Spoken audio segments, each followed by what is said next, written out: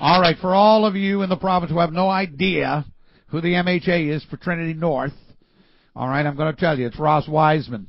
Good morning, Ross. Good morning, Randy. How are you? Good. Let everybody know as well. You are continuing at the moment, anyway, as the Minister of Environment and Conservation for the Government of Newfoundland and Labrador. That's right. Thanks, Randy, very much. How are you doing? Great. Excellent. Excellent. First of all, I guess I should say happy birthday. Yes, boy. VOCM, a great organization. 75 years today. Today. Boy, it's amazing, hey? A lot of history there. Oh, man, is there ever. A great contribution to the community as well, Randy. A great organization who's, I think I heard you this morning in your preamble talk about the not just being a radio station, but being a tremendous community supporter. It's kind of been, VOCM has been a little bit of a touchstone for doing that kind of thing over the years for groups looking to raise money or help a family or do whatever. They, VO has globbed onto that and has been a central starting point for a lot of, I think, good community work. The corporation has proven itself to be a pretty valuable citizen, I think. And absolutely, and on behalf of all the people in Newfoundland and Labrador, we're very proud that you are part of our, not just our corporate community, but a part of our communities at large, and the community that I live in. Thank you, sir. Made a major contribution and a tremendous supporter of community volunteer organizations, and you've been very much a part of the fiber of who we are as a people. So congratulations to your organization. By the way, getting your own morning show on 710 Clarenville, I believe, starting this Monday morning. That's what I understand. Yeah. I talked to one of your people on the weekend, actually, and they told me that starting. It's nice to hear. Well, you know what that means. That is in, after all, VOCM is a business. And so if VOCM is putting a new morning show on in Clarenville, it is because that area, which you and I talked about last week, is enjoying spectacular growth. There's business opportunity there, and it's a great area for people looking to invest to jump on. And I guess that's Steel Communications is saying, hey, we've got an audience out there and a business community to serve that's big enough for us to do this, and it's a good sign. And Randy, it's a good example of where we're seeing prosperity in rural Newfoundland and Labrador. And it's not just the community of Clarenville itself, but it's the entire region.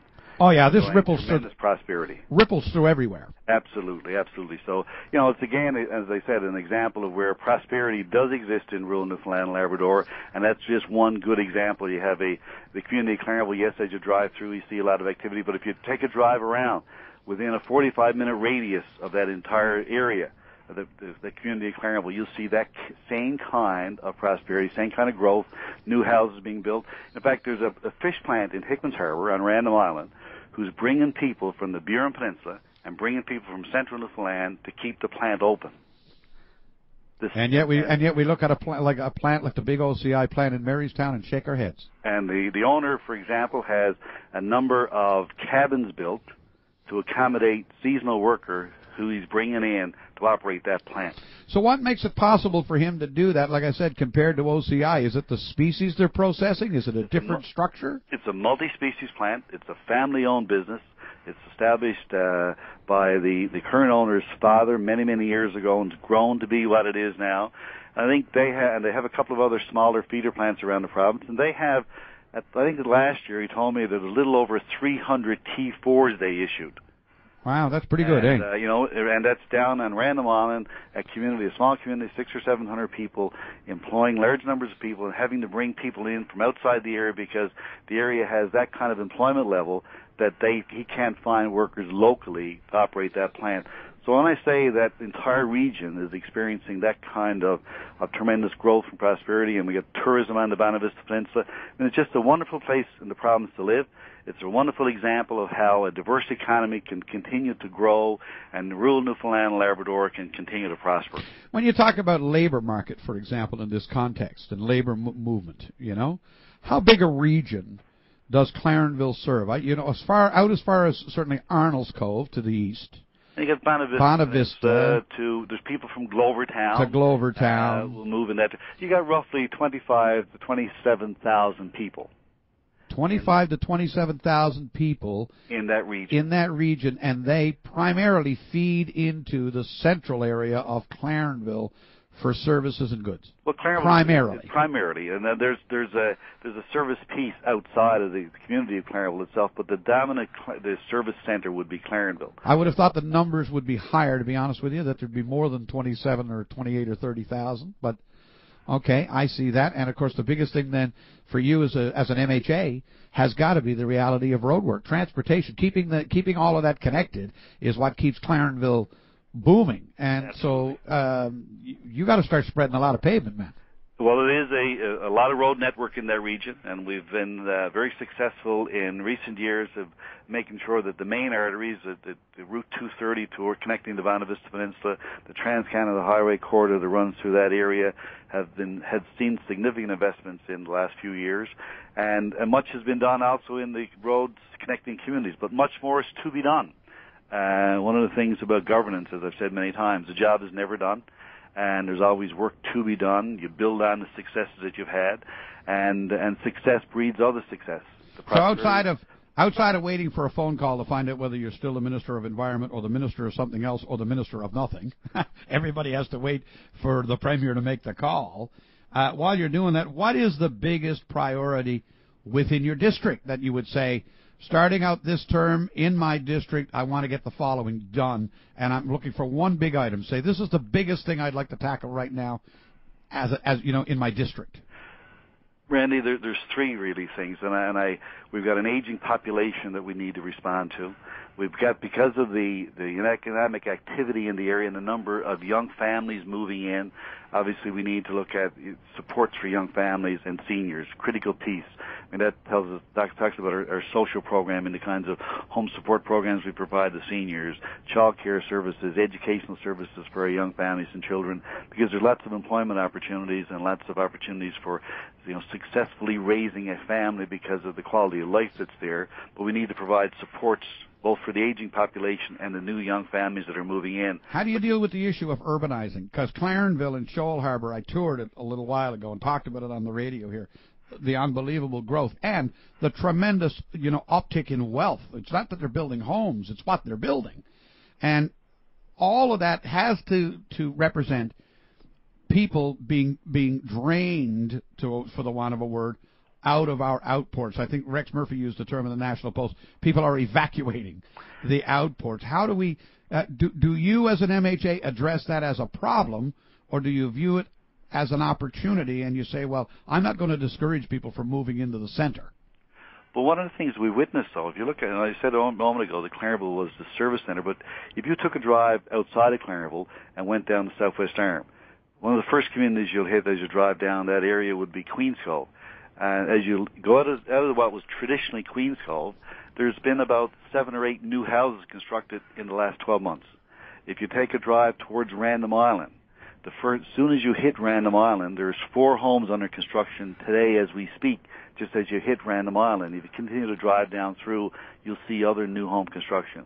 If you drive down through Musgrave Town, Bloomfield, Lethbridge, you'll see the same thing happening. So that's the change. Drive into Port Blandford. Yeah, but that's the change we're going to see, isn't it? We're going to see that these are people, though, who are choosing to live, I'll call it, in a more rural area, but they are demanding the services of a major urban center close by, and that's what you've got. That's what you've got happening in that region. And I think you're absolutely right. People want services; they want a quality of life. So if you're able to live within a reasonable commute of hospitals, you got the College of North Atlantic campus, you got post-secondary education, you got quality K-12 system, you got physicians, you got professional services that you have available, you have shopping services, you have an opportunity to ski, to play golf, to take advantage of the sea. I laughingly said to you about spreading pavement, but the reality of it is that one of the things Newfoundland and Labrador has got to do, I think, both from an economic perspective and now, I think, a social perspective, is to accept the change that we see happening. And your area is a great microcosm of that example. And we've got to really be serious about our transportation links. We need in our province the best road network that you can buy anywhere in the world. If we're going to continue to grow economically, I think we're going to need to be able to push that. I think, and you're absolutely right, no question. Transportation is a critical issue, and we need those linkages. And I think this year's, I just can't remember exactly now, but I think it's somewhere in the order of $200 and some odd million this year. I think our budget went into not transportation alone, but into just road construction. Yeah, just infrastructure. Rebuilding that infrastructure. So it's a phenomenal investment that we've made, And we've had the ability in recent years to do that, and we're committed to continue to build on what we've already done. And this year's budget is a good example of that. But you're absolutely right. You know, we have an economy of the province today that allows us to, you know, to enjoy some of the benefits we didn't many years ago. And the investments, strategic investments we made as a government reflects our commitment to take advantage of that economic wealth by making strategic investments in infrastructure and social programs. So you know, we've made some great movement, and our plan is, as we laid it in our Blue Book, is to continue to build on the successes that we've enjoyed today. Ross Wiseman, I'm running out of time. I'll tell you what I called you about. Conversation. I'm sorry I did that to you now. I wanted to take 2 minutes, if you could. You're gonna have to grab your. You got to grab your coffee. And you got to wait. I got to go to news. Okay. Will you wait? I will indeed. And I'll give you your 2 minutes. Thanks, brother. All right, you hang on there. Randy, all right. Thank you. Yeah, I'm sure after the election he wants to say thank you to some folks and everything, and I kind of got into a real philosophical discussion with him about. I'm sorry. We're going to speak with him for a minute right after the news, and then we're coming back to talk with you. Stay with us. Now, I stole a lot of Ross Wiseman's time. He was the MHA for Trinity North, had him on the air with me, Minister of Environment and Conservation, and I got him engaged in a philosophical, political conversation, and a good conversation, by the way, and an interesting one. And as a result of that, I stole all his time. So I kept him if he wanted to stay on so I could let him actually talk about what he wanted to talk about. And that would be a good thing. Ross Wiseman, good morning again. Thank you, Randy. Thanks for your patience. It was a great conversation. Thank you. I won't encroach on much more of your time. Go ahead. But I did want to this morning to call and to use your show to thank the many hundreds of volunteers that I had during my campaign recently. You know, campaigns are a tremendous amount of work, and it's great to be, as a candidate, it's impossible to do it by yourself and without a strong network of volunteers who work tirelessly on your campaign, and that's what contributes to your success.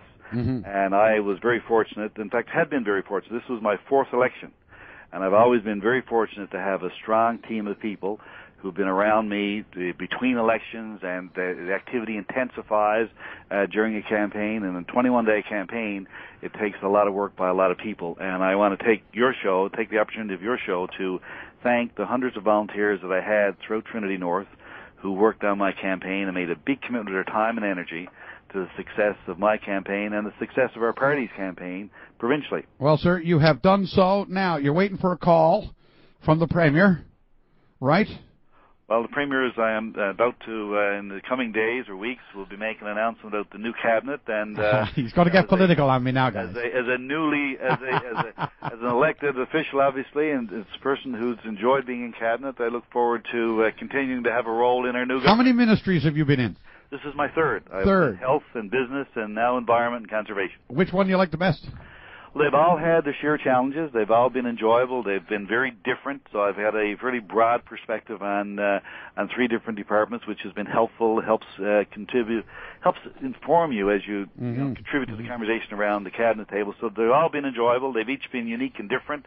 And I look forward to having a continued role in some capacity in the coming years. Ross Wiseman, the Honourable Member for Trinity North, good to speak with you this morning. We will chat again, I have no doubt. Thank you for your time, Randy. Thank you for this, sir. Day. You take care, buddy. Bye-bye. Bye-bye. Yeah, good guy, Ross Wiseman. And we're going to, I don't know where he'll end up at the end of the day. Maybe he'll stay in environment for a while. Who knows? When will we get the cabinet? Next week, I guess, eh?